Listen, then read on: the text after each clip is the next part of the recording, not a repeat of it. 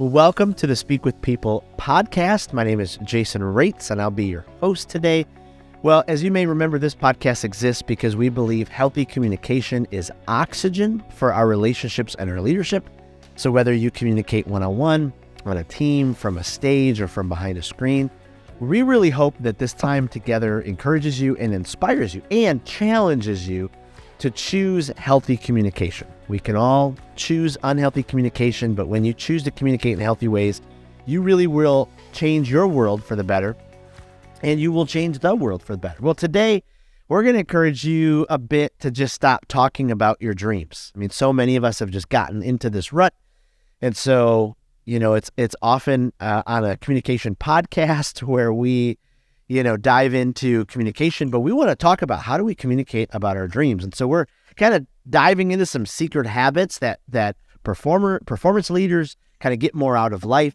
Why does it seem that most people would rather talk about their dreams than actually start doing something? Would you rather tell others or just kind of keep it a secret? What holds you back from dreaming and proudly telling the world this is what we're going to do? And so I'm so excited about our guest today. We're joined by Jerome Myers, a former Fortune 550 division leader, nationally recognized multifamily investor, a peak performance business coach, entrepreneur. And I'm so excited about this conversation and where it's going to go. Jerome, welcome to the Speak with People podcast. We're so excited that you're here. Man, so good to be with you and your audience, Jason. Thanks for having me, man. This is going to be a great conversation. I love challenging folks, and so if they want to stay there where they are, exactly where they are, how they are, they probably should skip this episode. It's going to rock their world if we do what we're supposed to do here. I love Thanks again for having me. Absolutely. Well, hey, before we jump into the content and the questions, could you just give us? I know I gave a little brief intro to you, but kind of just give us a little bit more behind the scenes of your story, who you are, what you do, and all that kind of stuff. Yeah, man. So I guess the place to really start is when I decided that I was going to leave corporate America. I was employee number 2, January 13th of 2015. And they said, hey, Jerome, you're going to be doing something that's never been done before. I was like, yeah, okay, what's the big deal? We had $0 in revenue. Fast forward September 30th, we've got 175 people on my team. Wow. December 24th, I'm doing the final thing. I'm like, man, we crossed $20 million. This is amazing. 30% profit margins. And about 4:55, I get a phone call and it goes something like this. Hey, Jerome, we're going to lay half of the team off. Wait, what do you mean? That's not the right answer. He says, yeah, well, you and I have been going back and forth on this, but I made a decision. And I said, yeah, but that's not the right decision. He said, yeah, I hear you, but we're going to lay half the team off. This isn't a debate. This isn't a discussion. It's not a negotiation. I'm letting you know. And, I'm pretty stubborn, Jason. So I came back at him. Hey, look, this isn't what we're going to do. And he said, hey, look, man, it's 4:59 on Christmas Eve. I'm going to go spend the rest of the year with my family. I'll talk to you in the new year. I was like, And then the phone went dead, right? The 3 boops that you get from the iPhone, right? And I was like, oh, boy. And so I spent that holiday not eating, not sleeping much, trying to figure out how we could make this as objective as possible. And in that moment, I gave all of my agency away. I said, hey, they're making me do this. They're making me do this. I didn't have a choice. I just had to do what they told me to do. Right. And so we put Humpty Dumpty back together again, made another run. Now it's 2 days before the Thanksgiving break. And I said, hey, guys, I don't know what's going to happen between now and the end of the year, but don't spend all your money on Black Friday. And when those words came out my mouth, I felt all my leadership credibility ooze out with my body and onto the floor. And it was in that moment that I decided I had to do something different. I needed to exit the matrix because I had a choice. I just wanted it to be somebody else's fault, right, for the choice that I was making. Wow. And so I left and started doing real estate full time. Thought I was going to buy an apartment. Long story. This isn't a real estate podcast, so I'll say to the listeners that when it did some other stuff, eventually got into apartment buildings. And then in 2020, I realized that I was pretty lonely. I was a lone wolf. I was just out here finding and hunting deals. And I said, man, I miss the people. And it was the only thing that I missed from corporate America was the development piece, helping people achieve those goals that they might not be able to if they didn't have a strong leader. And so I was like, man, I've been holding one client for about a decade. I'm going to ramp this thing up and really start working with founders, visionaries, entrepreneurs to help them take their thing to the next level. And it wasn't until a couple of weeks ago that what I truly realized I do is work with people in existential crises. And so these are people who are in a space where they're asking one of three questions. Is this really it? What was it all for? Or what now? When people are asking one of those three questions, they need to give me a call because we help them navigate that process. The first one, is this really it? Is one where you've achieved a milestone, and what you thought was going to be this huge celebration and transformational event ended up being the person who gets to the end of the rainbow and finds out that there's no pot of gold. Wow. Right. For the person who is asking, what was it all for? They sacrifice all these things and they realize that that sacrifice might not have been worth it.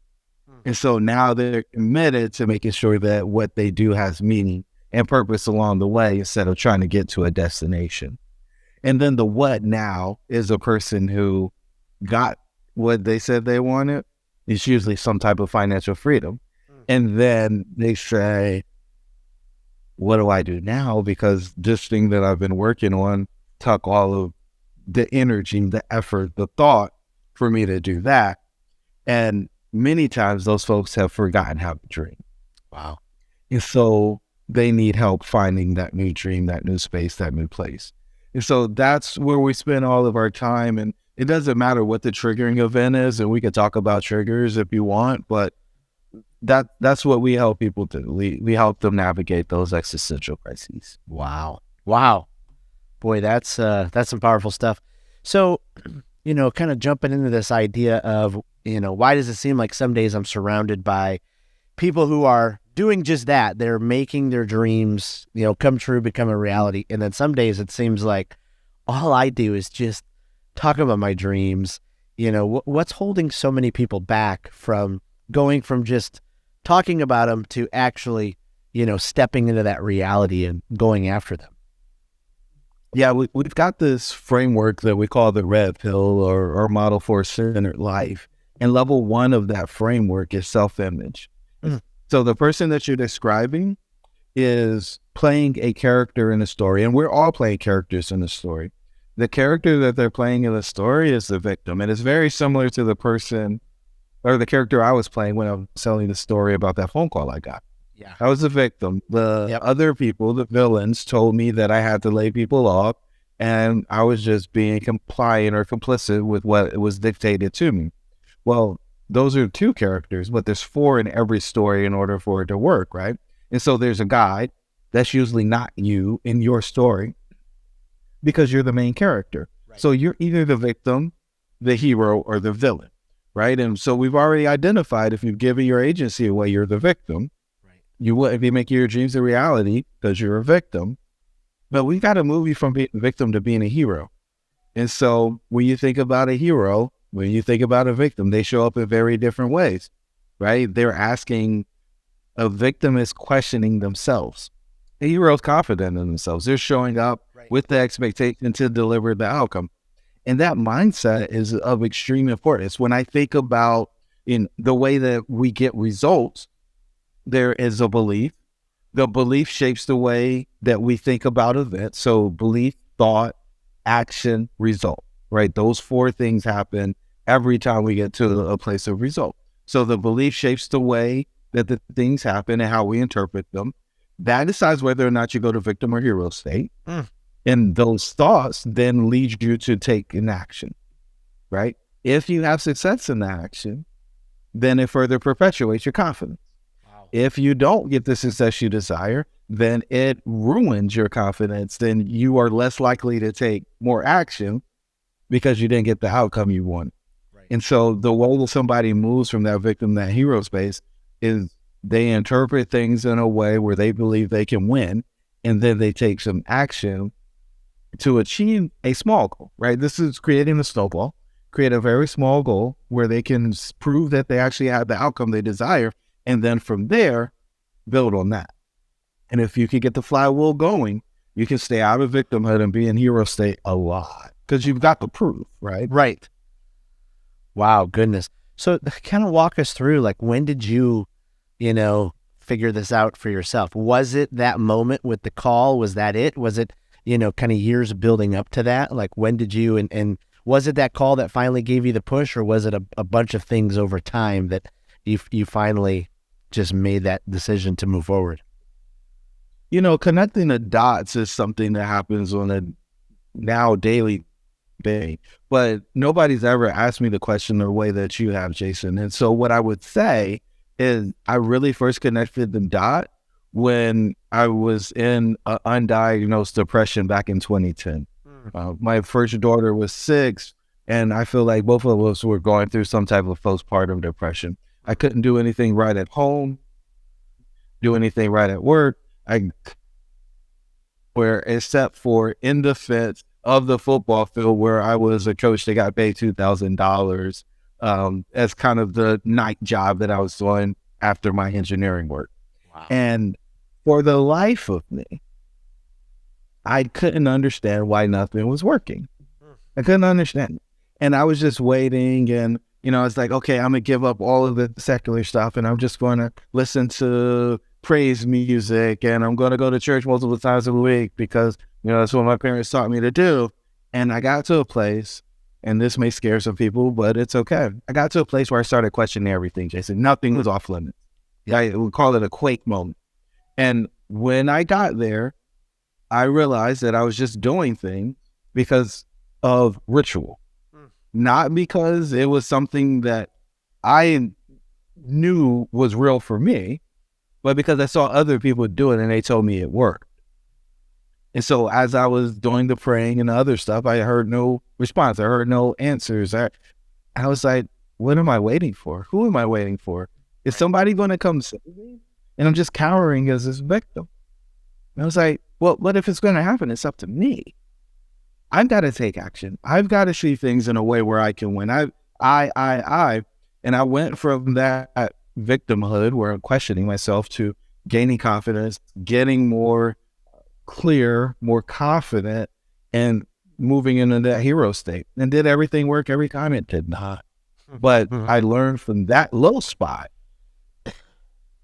there was so much more that I could get, and there was so much more I could do. And when I walked into the room and I held my head high and my chest was out, people treated me different than when I walked in with my head down and my posture slouched, right? And that in itself made a difference in how I started interpreting things.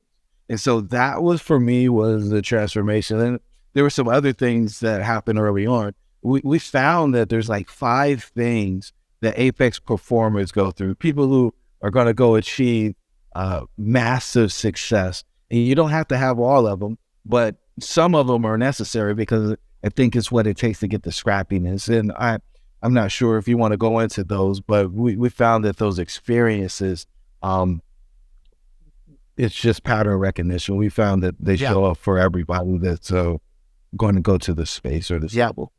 Yeah, I mean, we don't have to hit all 5, but boy, I'm so curious now. Yeah, even if you want to hit a couple of them, that'd be great. Yeah, I mean, I can run through all 5, and then if there's something you're curious about, we'll go deep on those, right? And so the first one is they have a near-death experience. The second one is they experience total financial ruin or, something very close to that. The next one is they lose somebody who is close to them at an early age. The fourth one is some type of mental health issue. We kind of make it pretty there. I call it suicidal ideation, depression, the deep stuff. And then the last one is being a people pleaser. So at some point, usually there's a seed drop that you're only good if you achieve or you make other people happy. And so they spend more life chasing that. And so those 5 things, and you don't have to have all 5, but those 5 things are kind of embedded in the experience of the folks that we see that go to the highest heights. Wow. Wow.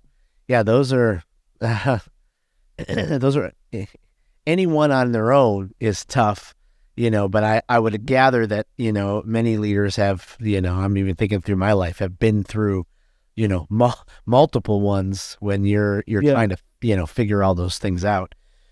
And I don't ever ask anybody to talk about them, but I admit openly that I've been through all five, right? Just so that nobody ever feels alone.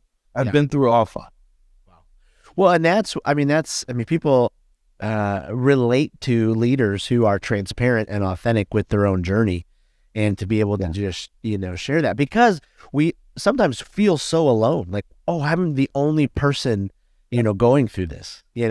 Even in my own life, we started this little company called Speak with People back in the fall. And, some days I have those thoughts where it's like, okay, is this ever going to succeed? Are we ever going to get that next, foot forward?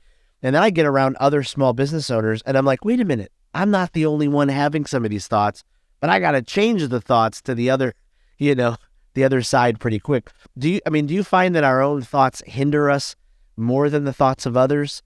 Other people kind of giving our thoughts, or is it kind of equal for us moving forward on some things? So it's not equal because we're with our own thoughts all the time. Right. And so that part is more important. This is part of the reason why we go to self-image first. And so how we define self-image is the way you think about yourself, the way you think other people think about you, and the promises that you keep to yourself. And so it's not what they think, because you don't know what they think. All you know is what you think they think about you. And I think that's where we get in trouble, because depending on what self-talk we have, the way we think about ourselves, it taints the interaction, engagement with other people. Yes. And so, no, I absolutely believe that it's an inside job, man.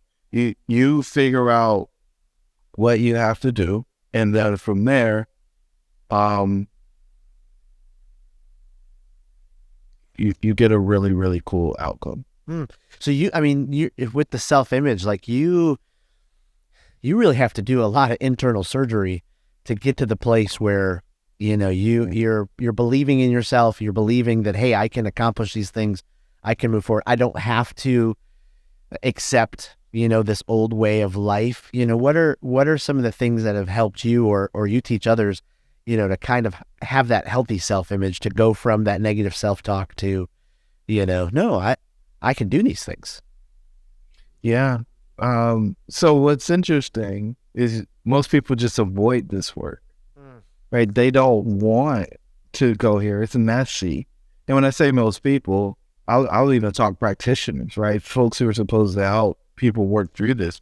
This is the hard work. And so there's a number of different questions you can ask, but the place I love to go first is, hey, do you have any childhood trauma?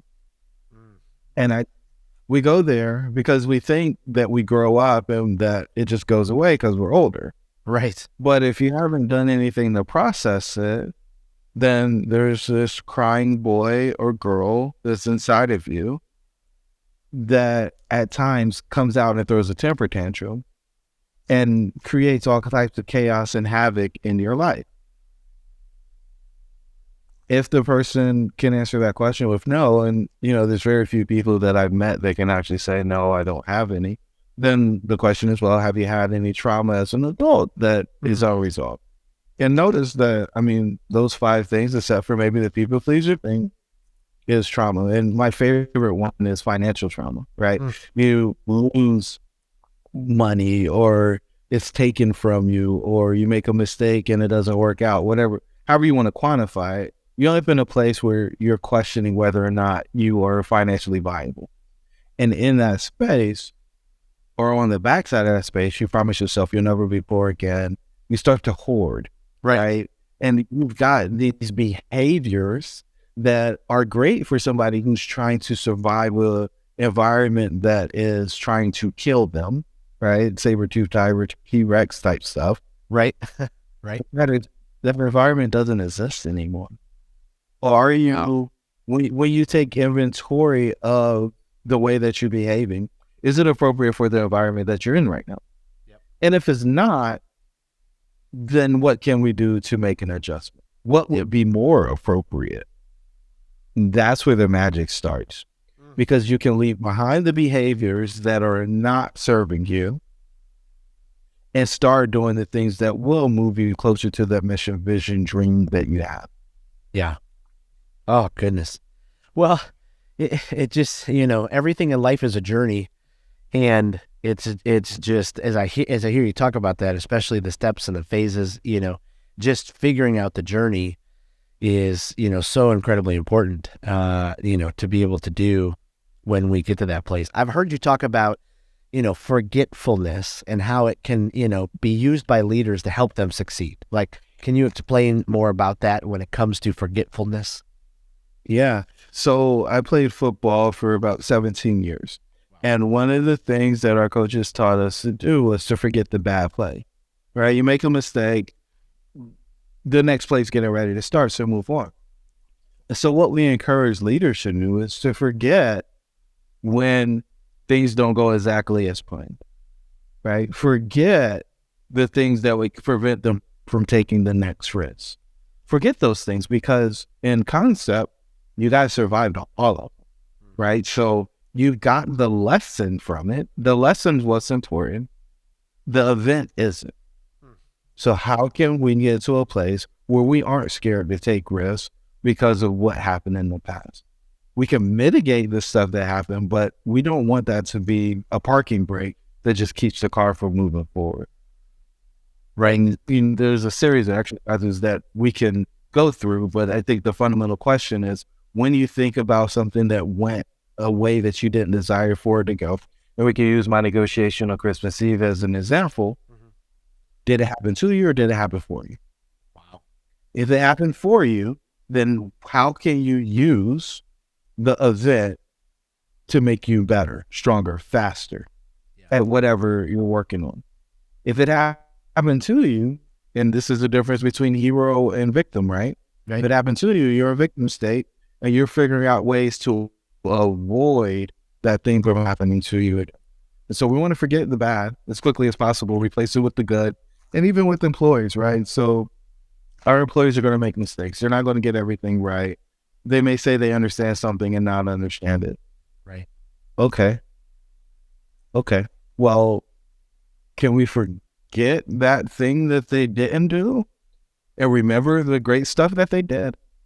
Because if we do, and we reward them for that great stuff in concept, they're going to do more of that, because we all want the acceptance. We all want the affirmations for the things that we do well.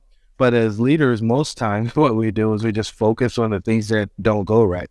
We manage the chaos or the whirlwind or the tornado of our environment by just focusing on problems. And so we got our fire hose and we're running from one fire to the next instead of taking survey and inventory and looking at the things that are going really well and focusing on making more of that happen.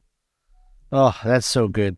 So kind of switching gears for a second, when we do as leaders get to a place where like, okay, we have this dream, we, even to say it out loud kind of sounds kind of crazy. Like, how important is it to communicate that dream? Whether it's the place we want to go to or a business to start or something new to do, like how important is it to communicate even with ourselves out loud? How important is it to communicate to friends and family, in that whole process?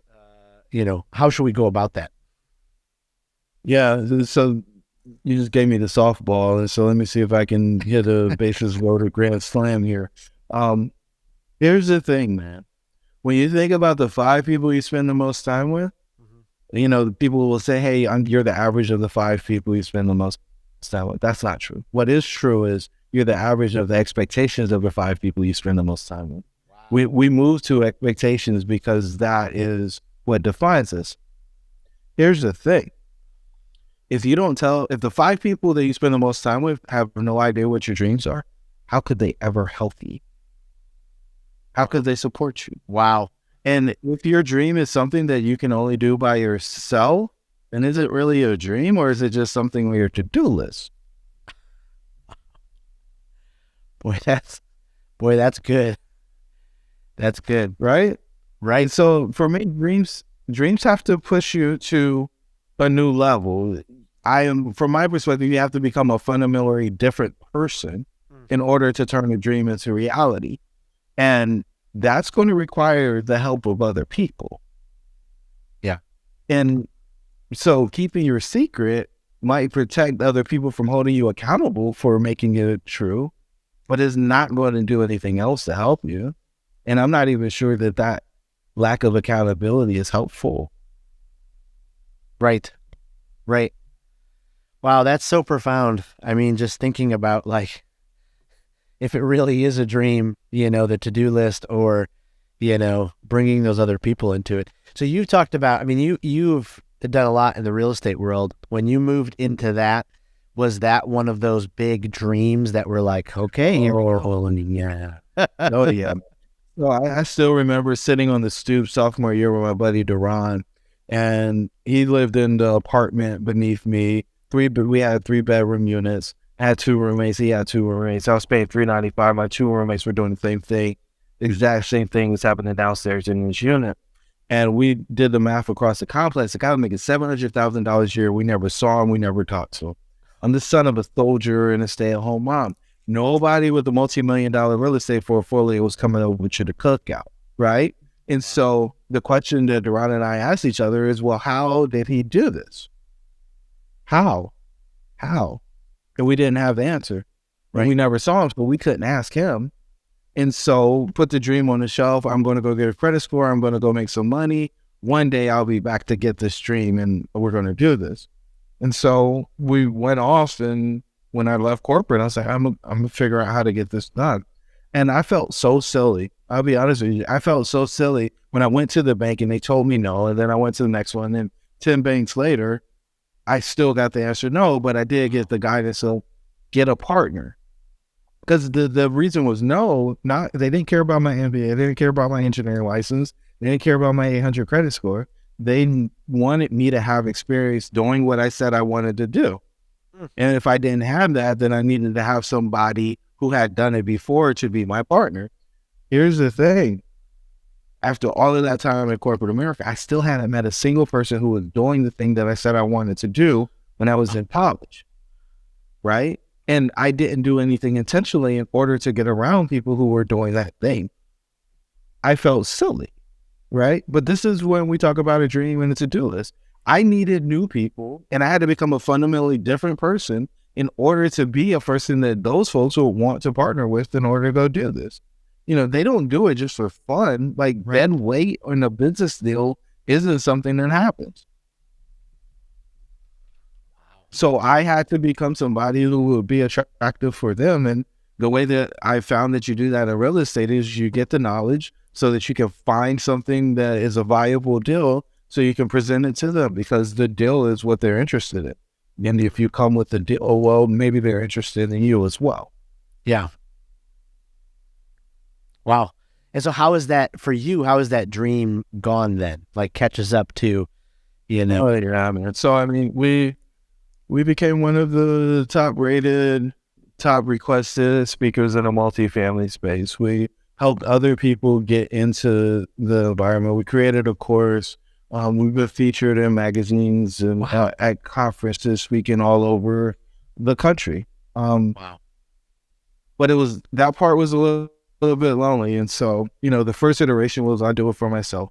The next iteration was let me teach other people how to do it. And then what I found was people were coming to me and wanting to borrow hundreds of thousands or millions of dollars to go do this multifamily real estate thing. But the underpinnings, right, the self-image, the relationship, those things weren't right. And so we were putting this debt on what I consider to be a shaky foundation. And so what I decided to do was, instead of showing people the shiny object of being able to invest, I tell people from the beginning, I'm interested in making sure that you are ready for the burden that comes with this, because the crown is heavy. And then when we get through, I talked about the red pill a little bit, right? But the self-image, relationship work, that's all the stress in your life. Figure out how to turn the volume down on that. Then we focus on health. And then when we get to prosperity, you're ready to have this conversation about the risk associated with investing. But, just piling on more debt and creating stress for somebody who's already stressed and needs to take the edge off.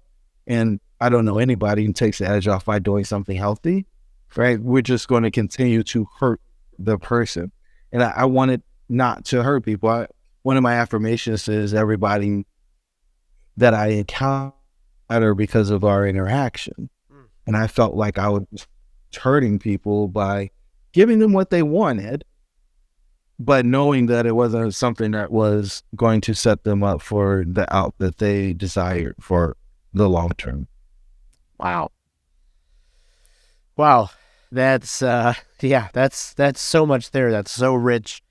And I know we could do like multiple podcasts just on diving into that. But as we like begin to wrap up, is there any lasting advice you'd give our leaders, our listeners, if they're at this place, where they're like, okay, I'm ready to jump into this journey.